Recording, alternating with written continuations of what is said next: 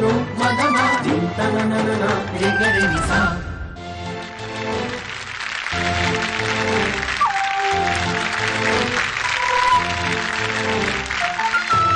नमस्कार. जगण्याच्या या वाटेवर एक खूप मोठं मोलाचं वळण म्हणजेच लग्न, परिपूर्णतेकडे नेणारं. तारुण्याच्या उंबरठ्यावरच्या प्रत्येकाच्याच मनात लग्न या शब्दाभोवती आणि आयुष्यभराच्या त्या जोडीदाराच्या प्रतिमेभोवती खूप काही स्वप्न गुंफलेली असतात. आजही आपल्या भारतीय समाज व्यवस्थेत अनेक तरुणी या स्वप्नांच्या ओढीनच आपलं हक्काचं ओळखीचं जग सोडून एका पूर्णपणे नवख्या परक्या घरात पाऊल ठेवतात.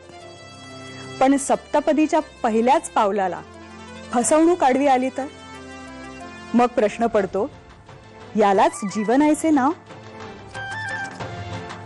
सर्वसामान्य मध्यमवर्गीय घरात जन्मलेल्या सुगंधाचीही अशीच काही स्वप्न होती. 4 चौघींसारख्या संसाराची. तिला आणखीन आगळं वेगळं कुठे काही हवं होतं. पण नशिबानं तिच्यासाठी काहीतरी वेगळंच लिहून ठेवलं होतं. तिच्या वाट्याला जे काही आलं त्याला आपण नशिबाचे भोग म्हणायचे का माणसानी अंधळ्या स्वार्थापोटी दुसऱ्या कोणाचा तरी घेतलेला बळी? ह्या प्रश्नांसोबत आपल्या समोर येत आहे सुगंधा देवलकर.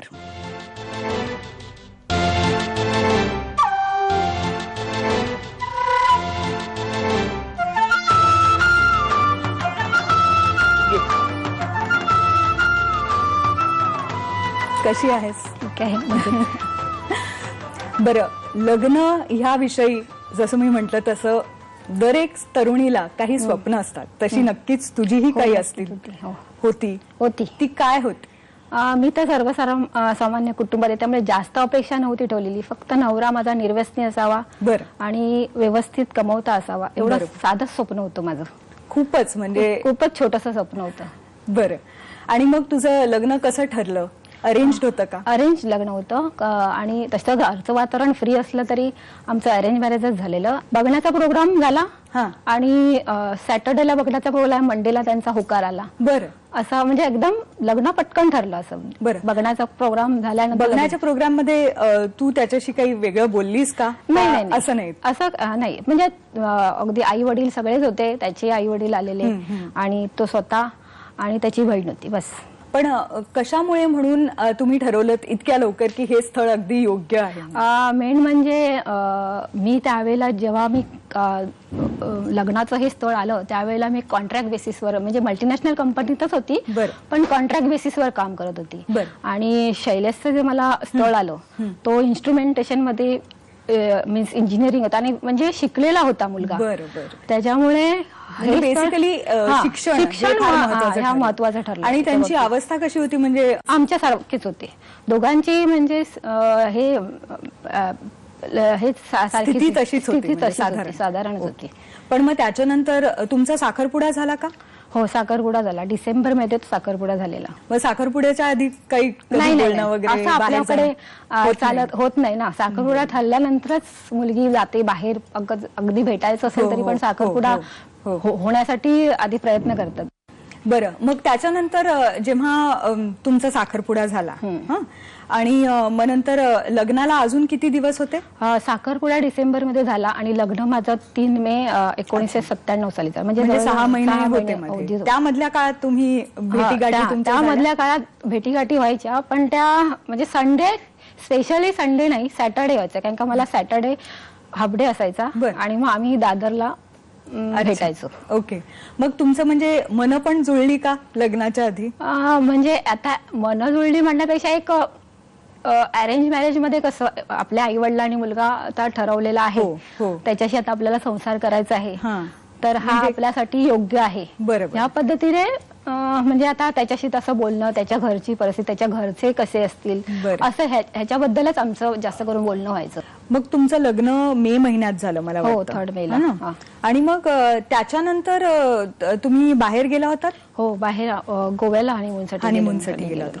मग तिकडे काहीतरी तुम्हाला जाणवलं का, काहीतरी वेगळं? खरं सांगायचं म्हणजे मला लग्नाच्या दिवशी थोडासा संशय आलेला. कारण का जेव्हा आमचं लग्न लागलं त्या लग्ना म्हणजे माळ घालतो तेव्हा तो अक्षरशः पूर्णपणे थरथरत होता.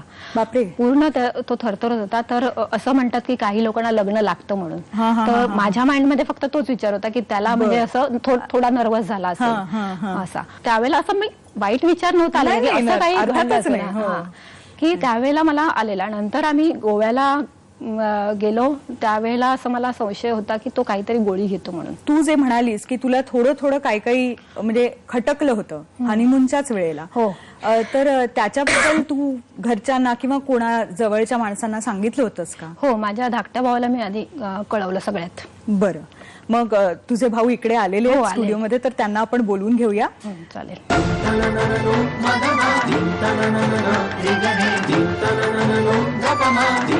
तुमचं स्वागत आहे स्टुडिओमध्ये. तुम्ही धाकटे भाऊ ना? हो. सुगंधाचे. बरं, लग्नाच्या नंतर लगेचच हनीमूनच्या नंतर तिने जेव्हा तुम्हाला कळवलं की काहीतरी मला खटकतंय, तर तुम्ही त्याची चौकशी केलीत का? कुठच्या गोळ्या हे तिला माहितीच नव्हतं. बरं, गोळ्यांबाबतीत गोळ्यांबाबतीत फक्त ती बोलली होती. त्याच्यामुळे कुठच्या गोळ्या ते काहीच माहित नव्हतं. बरं. आणि एरवी भेटताना त्याला भेटल्यानंतर होतं सगळं जाणवत नव्हतं, त्यांनी जाणवू दिलं पण नव्हतं आम्हाला घरच्यांनी त्याच्या. आणि मग नंतर बरेच साधारण नोव्हेंबरपर्यंत काहीच कल्पना नाही. बरं बरं बरं. म्हणजे नोव्हेंबर महिन्यात तुम्हाला ऍक्च्युली ते जे काही गूढ होतं गोळ्यांच्या बाबतीत ते कळलं. म्हणजे तुम्हाला त्यांच्या पतीच्या आजाराबद्दल कधी नेमकं कळलं आणि काय तुमची रिॲक्शन होती? साधारण नोव्हेंबर दिवाळी असताना तिच्या वडिलांनी मला फोन केला. बरं. आणि त्यांनी सत्य परिस्थिती सांगितली, त्याला काहीतरी म्हणजे हार्टचा प्रॉब्लेम आहे.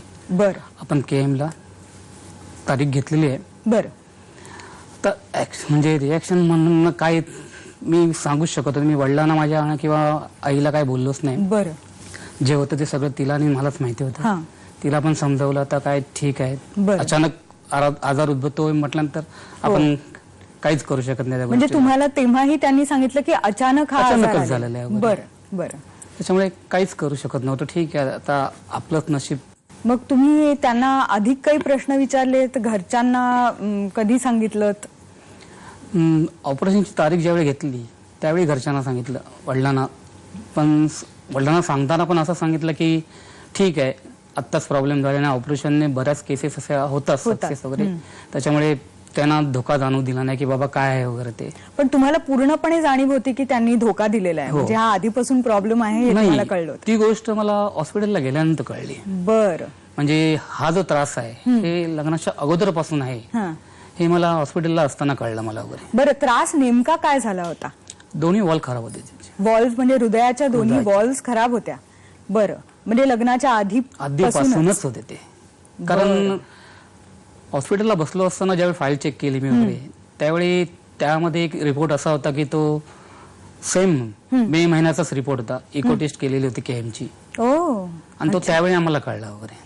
आणि तुम्ही त्यांना म्हणजे काही अप्रोच केलं का, म्हणजे हिच्या सासऱ्यांना वगैरे विचारलं तर ते बोलले नाही, असे टेस्ट करून घेतले. ते उडवाडीची उत्तरच होती. तरी पण काय शेवटी आता आपण बहीण तिकडे लग्न झालेलंच आहे, तिचं पर्याय तर काहीच नाहीये. ठीक आहे की त्याला जर चांगलं बरं वाटलं ऑपरेशन नंतर तर बरं होईल. आणि अनेकदा आपल्याला वाटतं की मोठी ऑपरेशन्स पण खूप सक्सेसफुल होतात.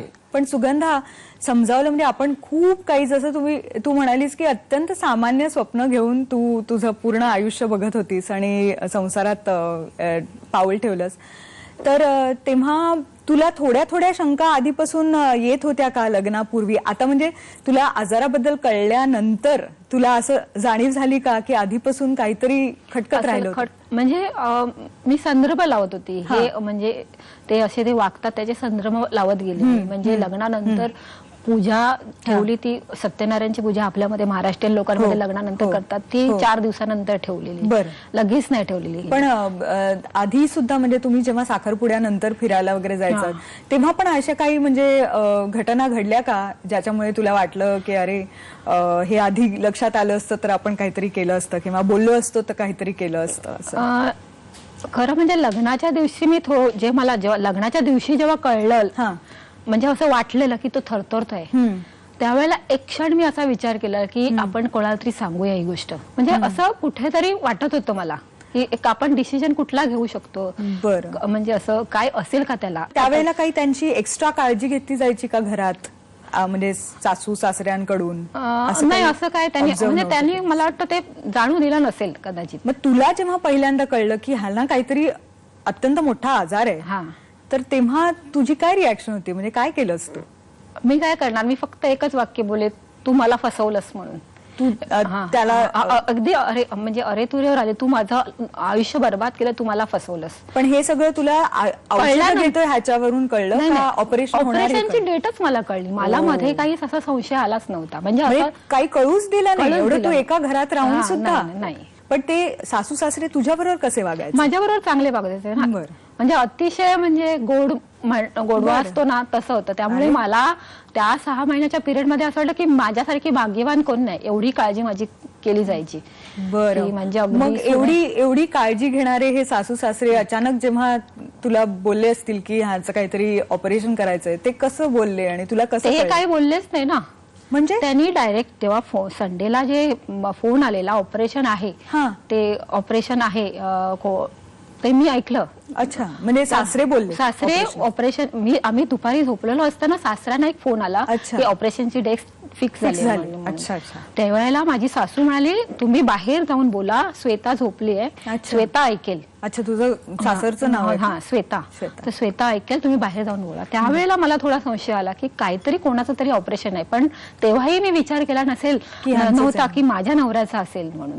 मी शेजारच्या खोलीत तो झोपला होता, त्याला जाऊन विचारलं की ऑपरेशन कोणाचं आहे. अच्छा. त्यावेळेला तो म्हणाला की ऑपरेशन माझंच आहे, आणि ते पण हार्टचं ऑपरेशन आहे माझं. बापरे. त्या क्षणी मी त्याला म्हटलेलं की तू माझी फसवणूक केलीस असं म्हटलं. पण म्हणजे खूप मोठा धक्का, म्हणजे पायाखालची जमीन सरकते त्याचा अनुभव मी तेव्हा घेतला.